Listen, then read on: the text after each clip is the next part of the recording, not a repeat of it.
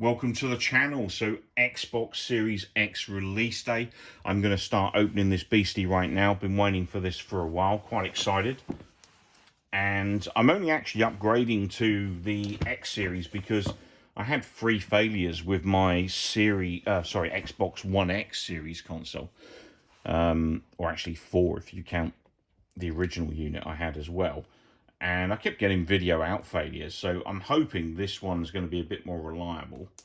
I do know a lot of people that had the Xbox One X that didn't have any issues. I just seem to be lucky, it seems. So I'm not sure why, but I've got lots of other consoles I don't have problems with, but the Xbox One X gave me a lot of issues. So I've actually, of course, opened this the wrong way. Good on me. So basically there's a little flap there you can open the box with. I'm trying to do it carefully as I don't want to rip the box. I'll stick that one back down and do it out. I should have done it the first time. If I can get my finger there. I don't have any nails because I bite them all the time. So that's one of the disadvantages of eating your nails. You can't open your Xbox. So come on. I should have just opened it the way I bloody opened it. Right. So, is there another? Yeah, there's another tab on the side. So, get this one as well. Come on. Good idea, this. In theory, if you've got nails. If you haven't got nails like me, it's not a lot of use. Oh, no, rip my box. God damn you. Right. So, there is one this side. I did that earlier. Before I set the video off, and then I stopped myself because I realised the video wasn't running. So it opens. Oh, how's this supposed to open up? Bit of a strange opening up of the box there. Not sure why they did it that way, but the first thing we've got is foreign language. That's no good to me. It's a getting started guide, as you can see there.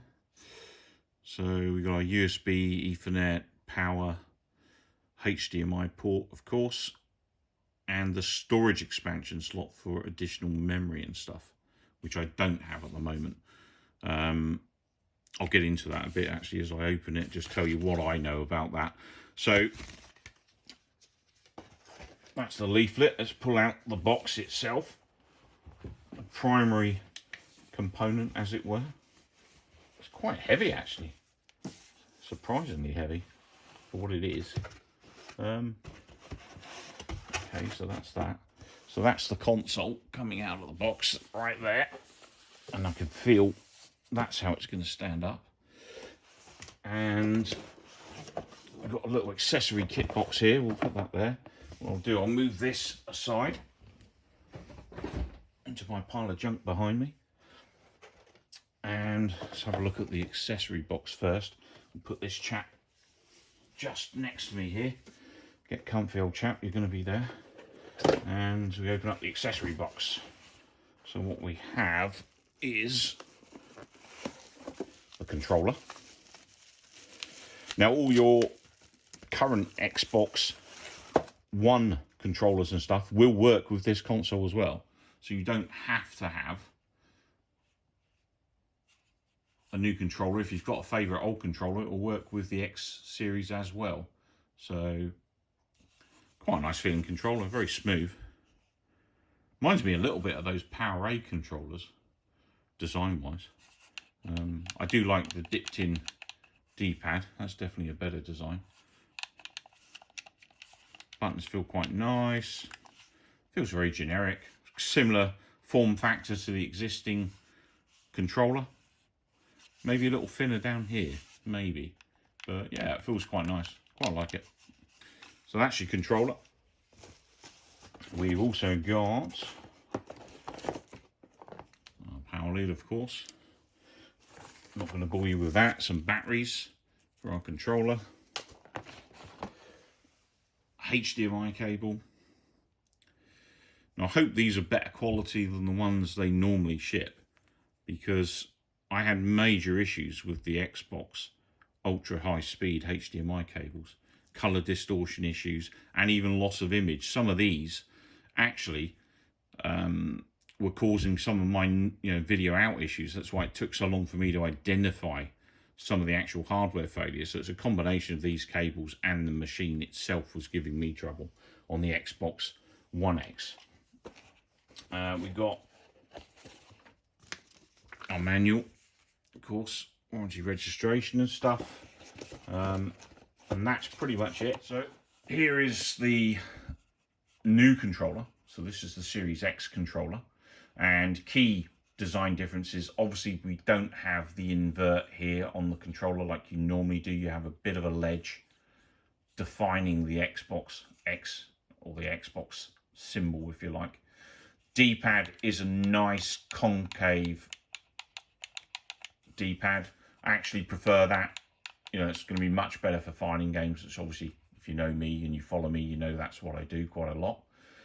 Analogs dimensionally about the same. The controller looks a lot more like the PowerA controllers. I don't know if you've seen those. A bit more simplistic in design.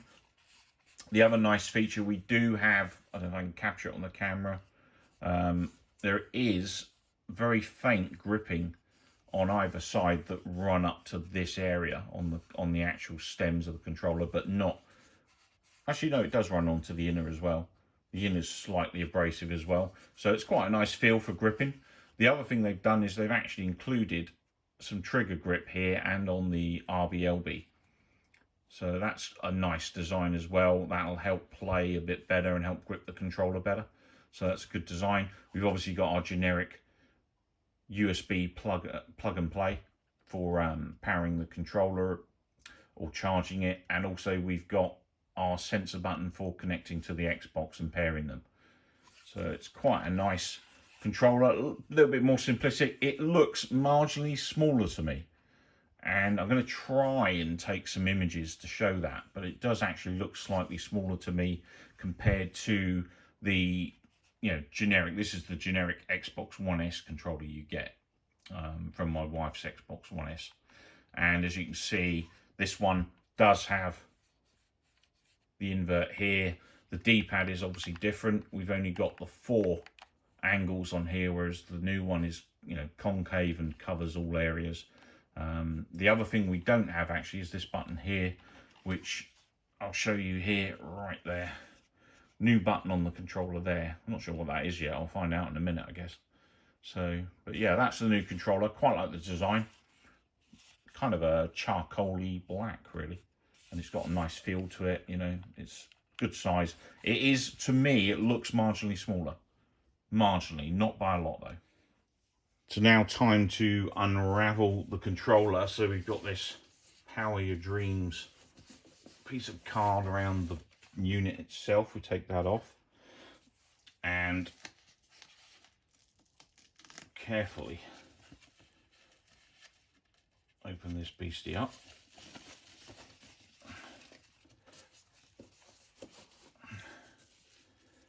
Bit of a seal here. This one's going to be a bit trickier. Don't want to rip it. I'm hoping, obviously, this being a new console, that it doesn't come with any issues, because I'm sure getting a replacement is not going to be fun. Right, now, because there probably aren't any spare ones, but generically in the past, Xbox One X excluded, I haven't had any real issues with my new units in the past. So it always got a little swivel base, it looks like. Is that a swivel? Oh no, it's just a bit of rubber. It's not swivel. I was getting all excited then. So take the sleeve off, and voila, that's the rear of the unit. Quite a heavy beast, this. So we can see we've got our HDMI, we've got the expanded memory slot, quite dinky actually, smaller than I expected. Power, Ethernet, and then we've got 2 USBs on the rear. So we're actually, I guess we're 1 short. Oh no, we do have 1 on the front as well, so which is good.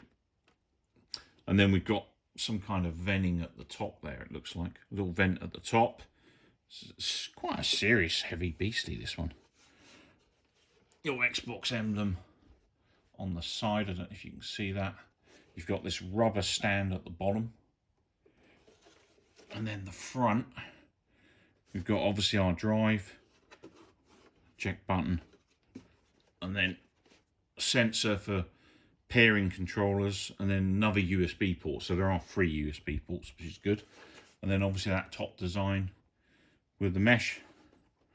So, and then what we also have are, on this side, we've got little corner tabs. So these are obviously if you want to put it on its side and kind of keep it that way, as opposed to the stand up. I think I'll definitely keep mine stand up.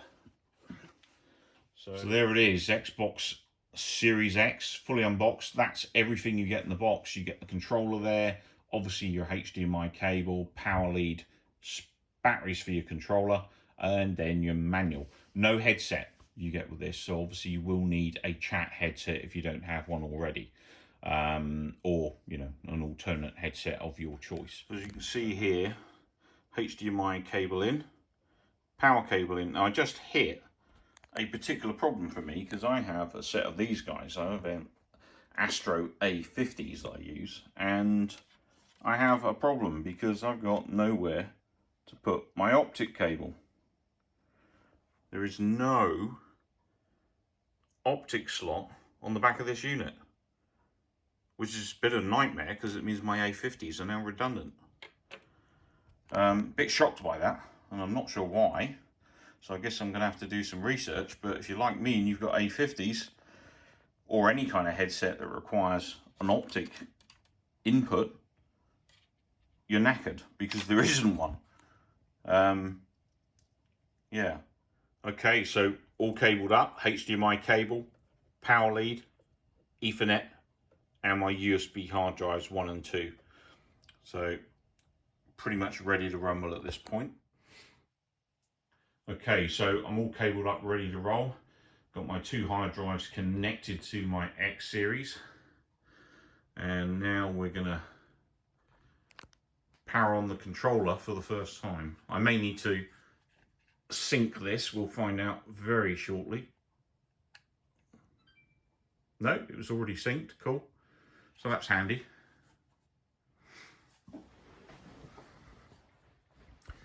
You have to forgive my spaghetti junction at the moment down there. I need to rework the games room. Oh, my TV's turned itself off. Bloody thing. Give me a second. Oh.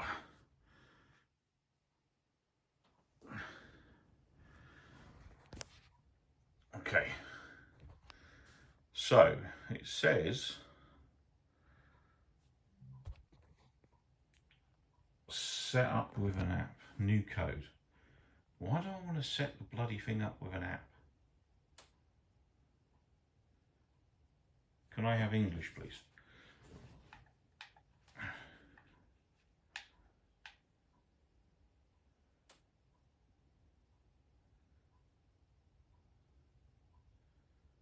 Do I have to sit and watch it go through every single bloody language? That could be rather annoying. So whatever you do when you're setting this up, don't miss the English option at the beginning, because you have to sit through every single language until it eventually shows you English again, which is really bloody annoying. So I'm not sure why the hell they didn't fix that and make it so you could use a D-pad to go up and down to skip them all and then set the thing up. So now I'm waiting for the English there. That was a pain in the arse. I could not scroll through that. I had to literally wait for it to go around all of the languages. Very annoying. So into English, United Kingdom. Your network is connected. I hope so. I'll plug the cable in. I live in the United Kingdom. And, oh great, there's an update already. 775 meg. So it gives you an option to install this through the phone. I don't like that at all. You know, I'd rather just turn the console on and set it up that way.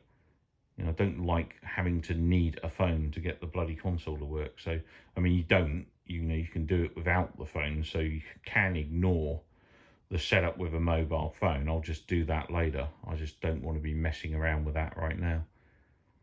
And obviously I can't film it without my phone, so I'm kind of screwed in that sense.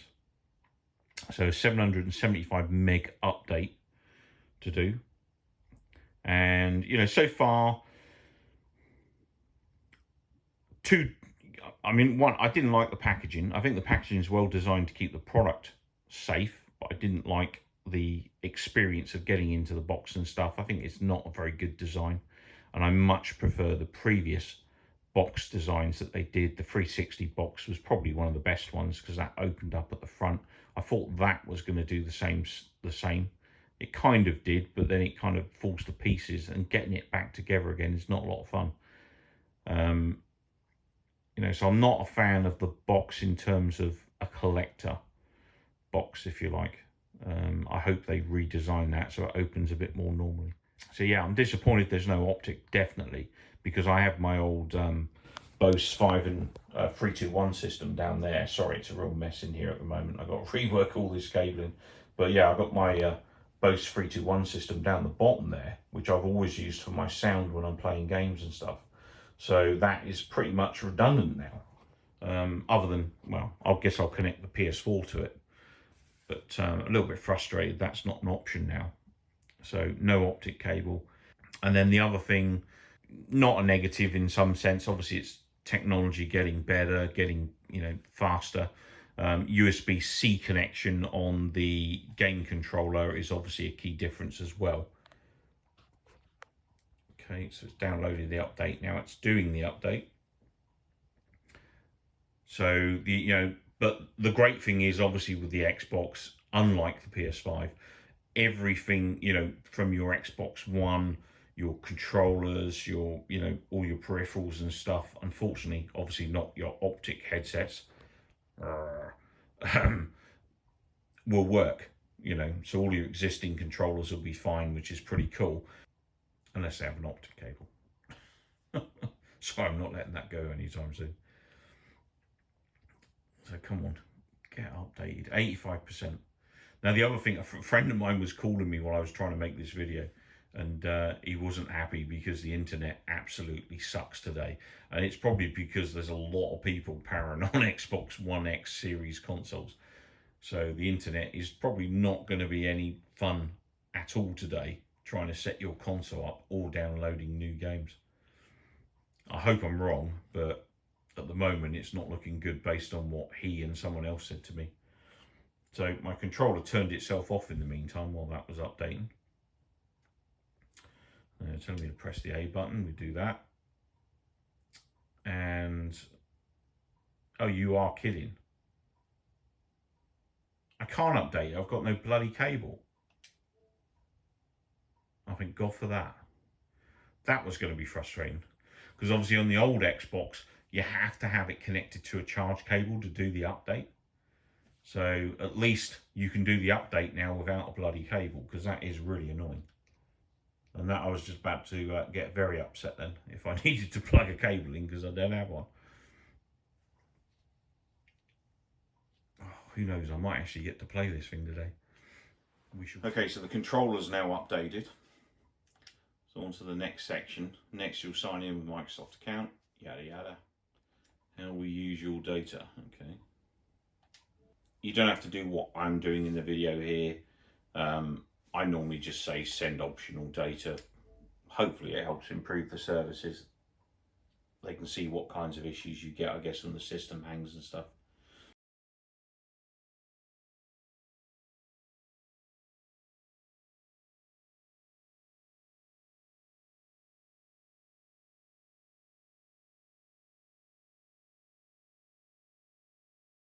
So found settings from your last Xbox. These are the ones collected on the Xbox app. You can change them later. Plus, basically, it's going to copy the settings from one of my other Xboxes.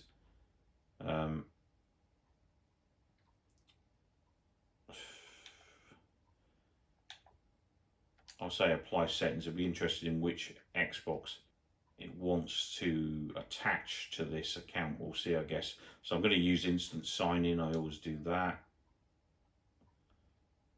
Don't want to assign a controller. Find the best settings for my TV. Okay. Keep these sounds. Does this look? Well, it looks pretty boring at the moment, to be honest. I'd like to keep it at 4K, thank you. So select that and take me home. So, has it kept my settings? It looks like it has. So it's carried them over from my Xbox One S. But there you have it. Quite a simplistic install, no issues. Looking forward to playing now. So that's the video over with. I hope you guys have enjoyed it. If you did, maybe drop me a like, maybe subscribe. Right now I don't have my own game room. I am setting one up in the new year. So hopefully, you know, these videos will be a bit better. I have a bit more room to make them, and plus also hopefully a little bit more professional setting. At the moment things here are just a bit cramped. So thanks for watching. Take care, keep well, most importantly, come back soon. And if you've got your X series, enjoy it. I'll catch you guys online.